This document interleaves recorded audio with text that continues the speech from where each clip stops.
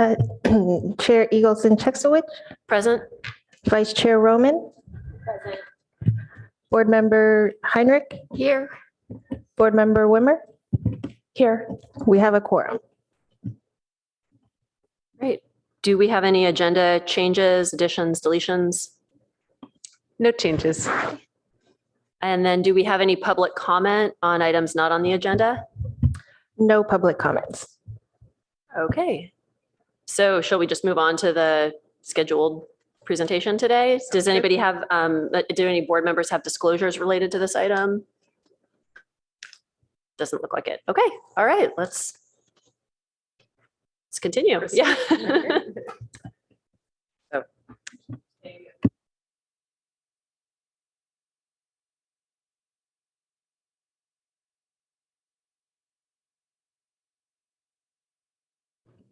Yes, thank you. Sheldon Singh, Principal Planner. We've prepared a PowerPoint for you about the draft North Ventura Coordinated Area Plan. And there will be some focus on your purview, which is historic resources. So it's important to understand kind of how we got here today. And it all started with the adoption of the comprehensive plan. There was a policy that said that there should be a coordinated area plan developed for the North Ventura area. And the council initiated that plan, the plan process back in November of 2017. And after that, they did establish some goals and objectives for which the plan would follow, and consultants and staff would also follow. And I'll go over those goals and objectives later in the presentation. The coordinated area plan is a community-based plan, so it's important to have community involvement, and the council did appoint members of the city for a working group, and they met and discussed components of the plan leading to alternatives that were presented to the PTC, and the PTC recommended alternatives to the council for their endorsement of a preferred plan, and that occurred in January 2022. With their endorsement of preferred plan alternative. So since that time, we've been working with our consultant to develop a draft plan. We had some further refinements of that endorsement from the council late last year. And so we're happy that we have a public version of this document out there for you. Along this whole time frame, there have been other projects in that plan area that have been submitted. We call those pipeline projects. Those are projects that are not subject to the plan until it becomes adopted, and then projects afterwards would be subject to the plan. So you're probably familiar with a few of those. So objectives today would be, we're seeking your feedback on this draft document as it relates to historic resources. So as I mentioned, that there's a pretty robust community process. We had community workshops, many working group meetings. We had stakeholder group meetings. We also conducted online surveys. We met with previous decision makers, including the council a few times, Historic Resources Board, Planning Commission, the Parks and Recreation Commission, and the Architectural Review Board. So there are some requirements from the municipal code for coordinated area plans, and these are 6 items that need to be incorporated in the plans. Those are all in the plan. And then there were goals that were adopted from the council, and the draft plan is substantially consistent with. Throughout the document, we did highlight where the plan is consistent with a goal, just to make it easy for people to make those connections. So they include here like housing and land use, all the way through like urban design guidelines, and neighborhood fabric. There are also adopted objectives that the working group, staff, and the consultant followed when preparing the document. So these are some things that we did take into account when we were drafting this plan. Number 6, the California Environmental Equality Act, that's one thing that we're continuing to work on, and we'll have I'll mention later in this presentation, but we'll have a more formal circulation of that document later this summer. So getting to the plan of what we're talking about here, it's 60 acres. It's bounded by Oregon Expressway, Page Mill Road to the north, El Camino Real to the west, Lambert Avenue to the south, and Caltrain rail corridor to the east. There's a lot of mix of uses already. You have established single family neighborhoods. You have El Camino Real, more of a commercial corridor. You do have some industrial, you have some office involved. Some notable sites in the planned area include the Matadero Creek Channel and the buildings associated with the cannery. So with the council endorsed plan, this is a deferred alternative, it does include some highlights here. So the plan over a 20-year period build out, we're looking at 530 dwelling units. We'd expect to have and see greater densities along El Camino Real and Park Boulevard. We'd also, for parking, no minimums or maximums because it's adjacency to the Caltrain station. We're also looking at naturalization of the Matadero Creek. So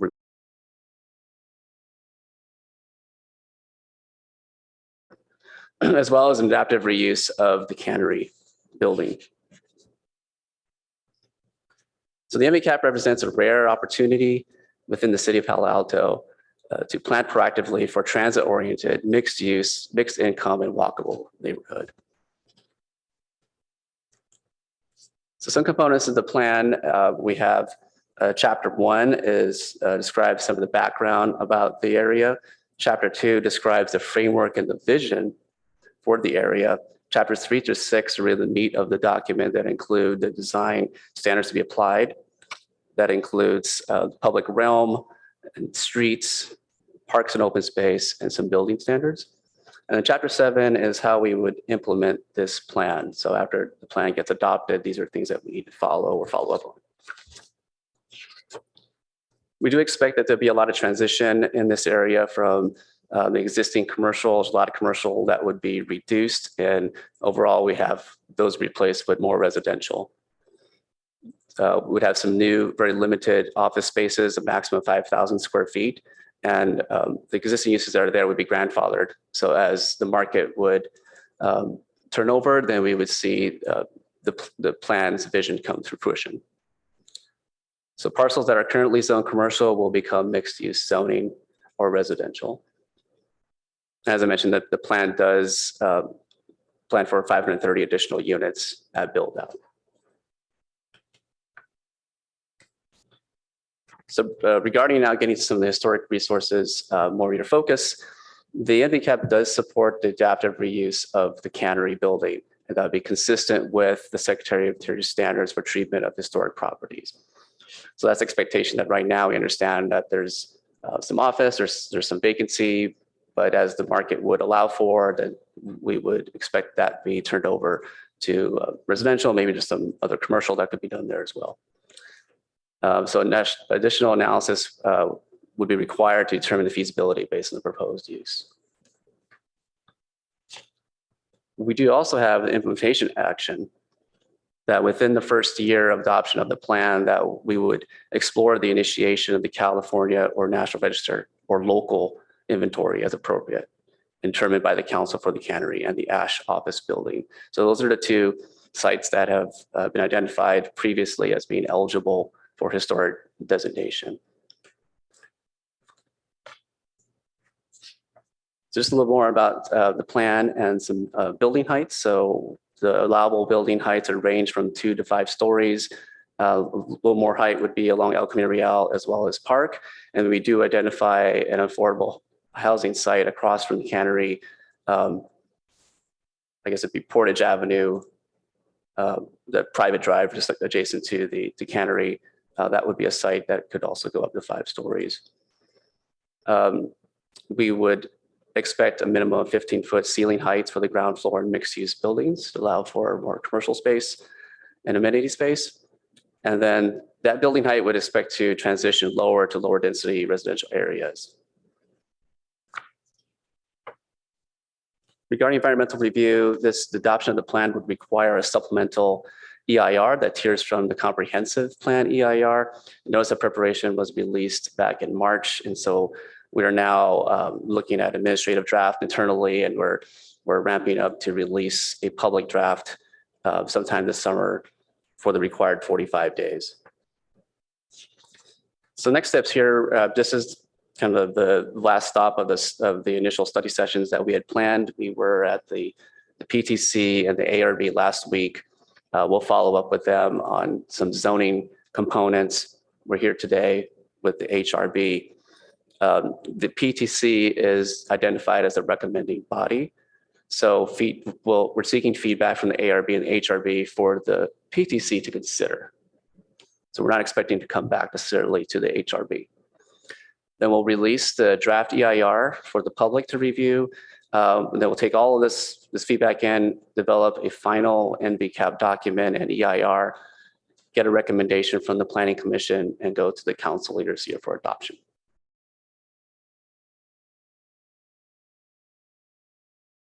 Is that while we do mention, and there's some guidelines and standards that are throughout this plan, I think that it does make sense that in Chapter 2, the vision, that we add a subsection about historic resources a little bit more than what we have, just to kind of set forth that context. We did mention a little bit of that in our staff report.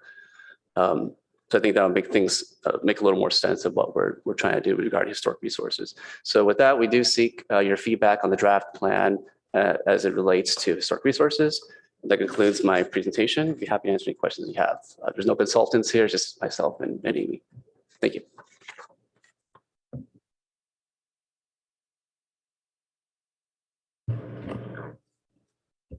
So do we have any public comment on this item?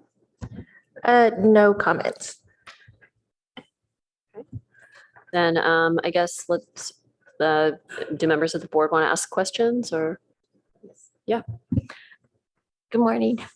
I would like to know, have you superimposed the Sobrato project onto the NAVCAP, showing the housing that they're proposing versus the housing that you're recommending? So I'm pretty familiar with that. I was actually a part of the city's negotiating team early on.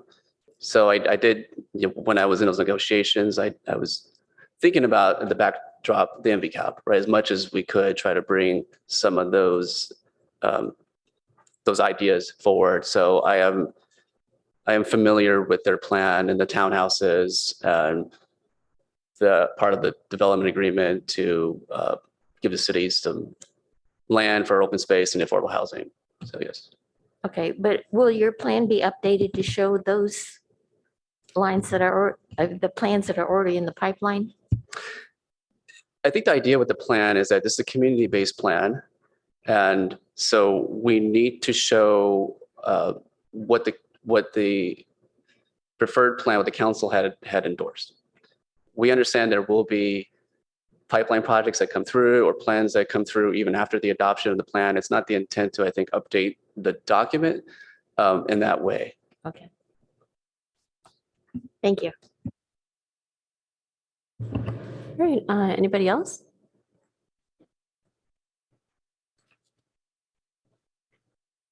All right, I have a question then. When I look at the, like, kind of the plan for the site, it looks like there's some like higher density or some modifications proposed to like the sides of the cannery building. Is that part of the adaptive reuse, or like, I mean, it seems odd to ask the question, like, what is the cannery building in this case? But like, it's sort of, where are the boundaries of the cannery building as far as the plan is concerned? Right, thank you for that. So the preferred plan, I think that exhibit that you're looking at, it's illustrative. What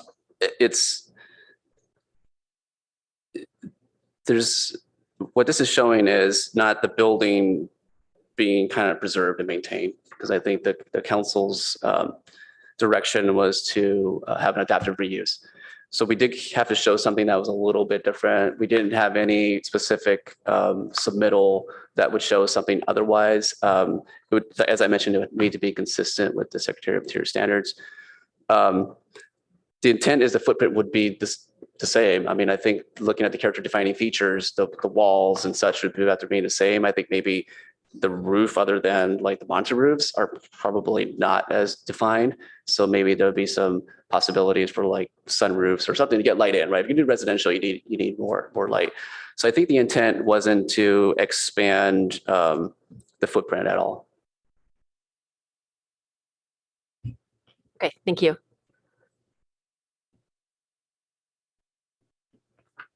And I guess comment wise, I do like that this plan includes listing of the structure. I know that's something we've talked about with the pipeline project as well. And so it's nice to see that incorporated as in kind of the outset of this plan. Do you have a question? Yeah. Yeah, so I just wanted to. This is in our packet. This is the preferred plan, right? This is the one that we want to kind of mostly Yes, focus that's on. correct. And that's packet page 30, I guess, or packet page 55. So I mean, there's a lot of interesting notes on this about energy efficient buildings, green stormwater infrastructure, enhanced urban forest, celebrating history, community open space. So it looks like, because obviously we're really familiar with the Sobrato site, the cannery site, because that was just recently presented to us. And I'm trying to kind of recall the section of this preferred plan that was dedicated to that site. I guess it's not superimposed on here. So would other, I guess, portions of this preferred plan, some of it is already in place, like the Cloudera corner, right? The building there. But this whole residential area, it looks like that would eventually transition into something that is more in keeping with the overall master plan. Is that right? Yeah, and I think just speaking to like the Cloudera site, and also there's a little kind of low scale building that's on a Sobrato property. It's like the Audi building. Maybe that was mentioned previously here. One thing we're thinking about is that this does kind of represent that could be a reuse of those properties as well. Like there's a lot of push for commercial or office buildings to be converted into residential buildings. So I think this isn't intent to say like some things are going to stay or some things are going to change. It's very kind of fluid, but it's just an idea as people get their minds around what could be the case 10, 20 years from now. Okay. Got it. Okay. So, I mean, eventually there might be other applications that might come to maybe not the HRB, but to the city in terms of developers who, and now does Sobrato, I don't know, this might be a backwards question. Do they own that property? They just own the rights to develop that property? Do you know? I'm just out of curiosity. So Sobrato owns about 15, 16 acres. So it includes the cannery, the big parking lot, actually the creek is a portion of that. The building across the way, that's the Audi building. There's a little sliver that goes out from to Lambert, like as well. Yeah, so behind the cannery, where there was like a rail spur part of it. I think the part that's not is there's like a gym. That little triangle. I think that's an option for them to purchase. I see. Okay, interesting. I don't want to stray too far into that project, but just the background anyway. And obviously they're aware of what the city's preferred plan is, and they're hopefully being respectful of that, right? True, and I believe one of the people from Sobrato is on the working group. So yeah, they're familiar with this plan. I think they've been staying in touch with what's going on. Okay.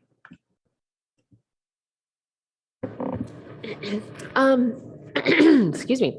What has the community feedback been? Has it been positive? I mean, what's the sentiment from those working groups or the meetings with the community? So I wasn't involved with that aspect of the project, but what I can say is when we went forward to the council, as recently as last year, there was kind of a split. Some people wanted more units, some people wanted less units. They definitely didn't want office. So it's kind of all over the board. I think people couldn't really make everybody happy necessarily. Right. And anything with respect to the historical resources that are in this area? I can't recall that, but maybe Chitra, do you remember anything? Chitra's one of our staff. She's on the call here. Hello, commissioners. Can you hear me? Yeah. Yes. We did have mixed feeling about the cannery building, but on the whole, people preferred to maintain the outward structure of the building and adaptive reuse of the building. So that was the general feeling.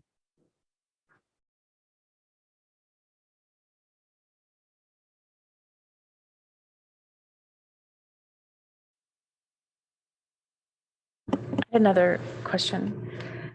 On this, the ground floor egress plan, RPEC at page 63, I was just curious to know what's the difference between required, what is active edge? Like there's required retail edge on El Camino, so that would obviously be dedicated to retail space. Then there's along Oregon Expressway, there's required active edge, and along, it looks like Park, there might be encourage active edge. What is that? I just didn't know what that active word was implying when it comes to this plan. Right. Thank you for that question. Yeah. So the active edge has to do with having more like pedestrian oriented types of uses on the ground floor. So it could be retail. There's a lot of different types of service oriented uses. It could even be in residential cases like amenity space, like they may have some recreation on the ground floor. So we recognize that along El Camino Real, it's probably more likely you're going to have spaces there. So we're seeing more requirement there. Other areas, we're kind of encouraging it. Okay. Interesting. Okay.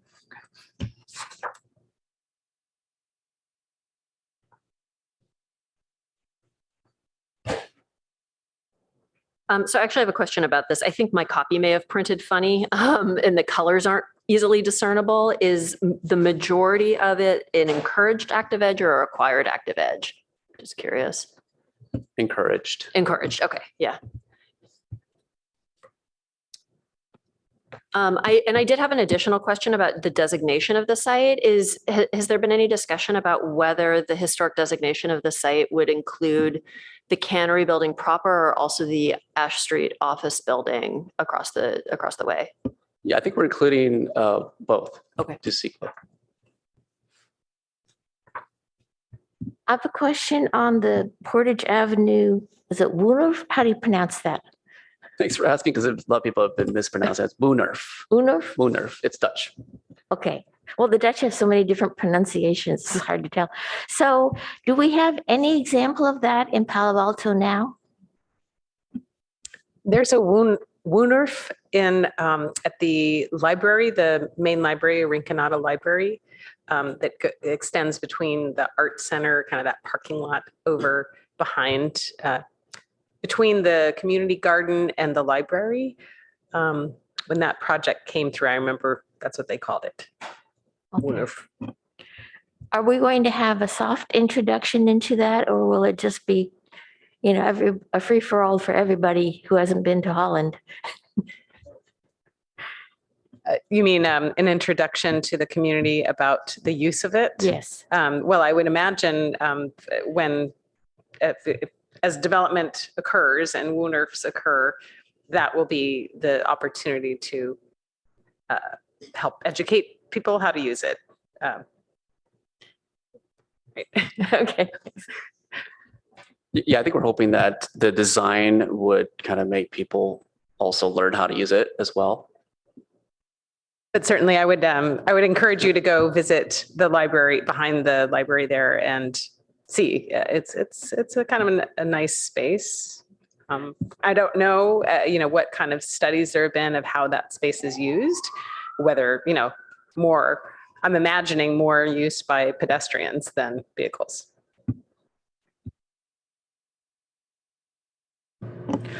What, if any, consideration or impact is coming from the Caltrain and the possible future high-speed rail situation that has been sort of discussed over the last couple of years? I was just curious because this property borderlines on the Caltrain tracks, so I just wanted to know if, I'm sure that was part of your study and your sort of environmental impact. I'm just curious to know if there's any interesting things about how the impact of this site, either to Caltrain or the Caltrain impact to the site, is, if any. Yeah, CEQA would be the right tool for that, and noise would probably be it. I think it's definitely part of the evaluation. So there's nothing I don't have anything yet to say about it as we're still kind of in draft, but it definitely, it is something that we are looking at. And also, I'm sure that a lot of the individual property owners, the residential property owners that are highlighted in yellow, when they go to sell their property, is there, I'm just curious about the impact that they have in this and living in this environment of this, development around them. Do they, I guess it doesn't matter, but is there some kind of eminent domain or something that's happening, or do they? No eminent domain. I mean, I think for those properties like on Pepper and Olive, for the most part, the plan does respect those to remain To remain as is. There's not really a whole lot of change. So maybe at the peripheries, like as they abut the properties that are along El Camino Real, we're definitely sensitive to the transition of future buildings and height there. But everything else, I would say, would remain the same for them. Okay.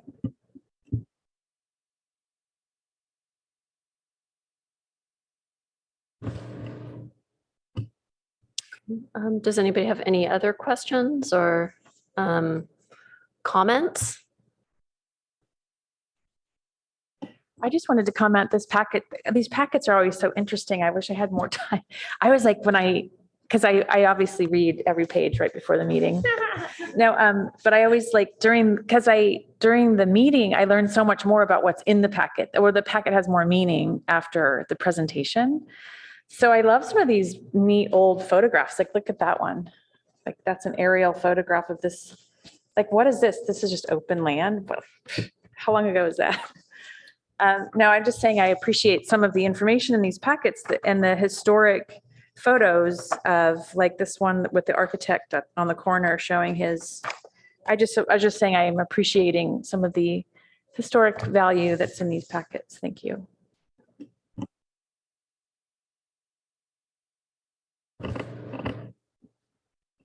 Additional comments? Well, I appreciate the fact that the designation for the cannery and the other building will be considered by Sobrato in the future for their inclusion in the registers for federal, state, and local. So it all seems to be in sync. So that's good.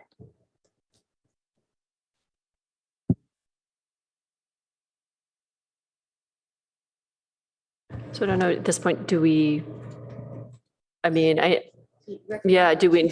motion, or, I mean? No, we- No, it's a study session. Yeah. So, but this just, again, realizing that this is your opportunity, because the track for this is with the EIR and all that, is to Mhm. not come back to the HRB now. The EIR, I guess. Yeah, the EIR is going to be published later this summer. I mean, I think anybody can certainly respond to that. And there may be opportunity when we go to the council, if any representative from the board may want to attend that meeting, for instance, that may be something that you work through maybe with. I will certainly send you the link to the EIR once, it's published. So as individuals, you can review that. We won't have a meeting about it to digest it, but if you have comments, those are welcome. And then in the next process after the draft EIR would be a final EIR, where comments that are made, questions that are asked, and any kind of correspondence would be addressed in the final EIR. So then that would be a way to see your comments addressed or questions answered as part of that process. And of course, as liaison to this board, I'm happy to, keep you abreast of when it's going to various commissions, like Planning Commission, which would happen with an EIR for their recommendation to council on the plan, so that we can also have an opportunity for the representation from the HRB at the Planning and Transportation Commission as well. Okay. Sounds good.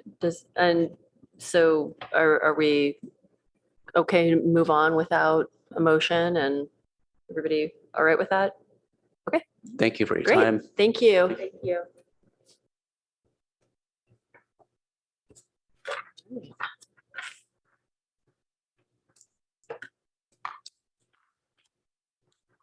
So should we move on to the approval of minutes or is Yes. there other, okay. No other items. The approval of the minutes for the May 11th meeting. Does anybody have comments, changes, anything like that? Nope. Okay. Then motion, somebody want to make a motion? I will move to approve the draft minutes dated May 11th, 2023. Is there a second? I second. And can we approve by? Do we need to roll call or can we voice vote? I need to abstain because I was not present at the meeting. Oh, so we don't have a Ooh. quorum on this. Oh, yeah. So we will, can we defer this to the next meeting? Yeah. Okay, let's do that.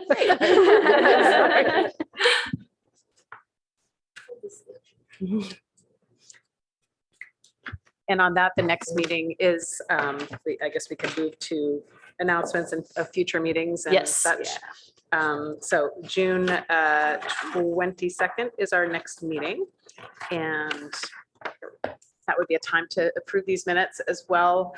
I have a report that I'm preparing regarding the review bulletin, so we can have a full discussion about the current permit processes related to historic resources, just kind of a baseline understanding and discussion. Then when we talk about our retreat topics, in fact, we could even put that on the agenda, discussion of potential retreat topics. And we're looking toward a Friday evening as opposed to a Saturday for the convenience of many folks, including recordation of the meeting and participation by all on the board as well as staff. So hopefully a Friday night, and I think the target date is July The 28th. Yeah. So maybe those in the chambers now can let us know, or I know we're doing a doodle poll to see, and I don't know where we stand with that, if we have responses, but I've responded. If you want to tell us now in the meeting. Okay, yay.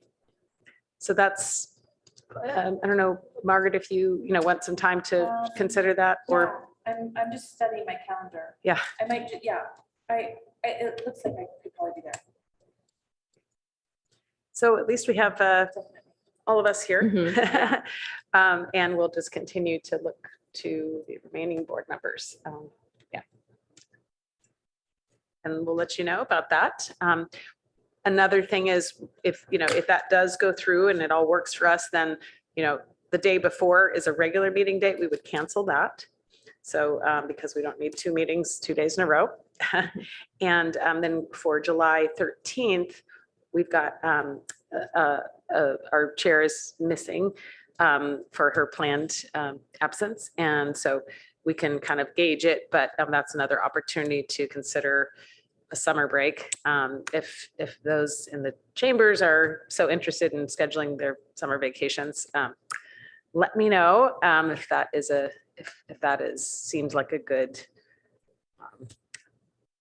meeting to vacate. Okay, thanks. Yeah, and I think agendizing the discussion of retreat topics sounds like, sounds great. Yeah, Let's do for our that. next meeting. So we can have all that momentum building towards that retreat where we will feel the luxury of time and no one has to rush off to work. Yeah. It's a little different thing when you have to rush off to the movie theater or something. It's not quite as pressing.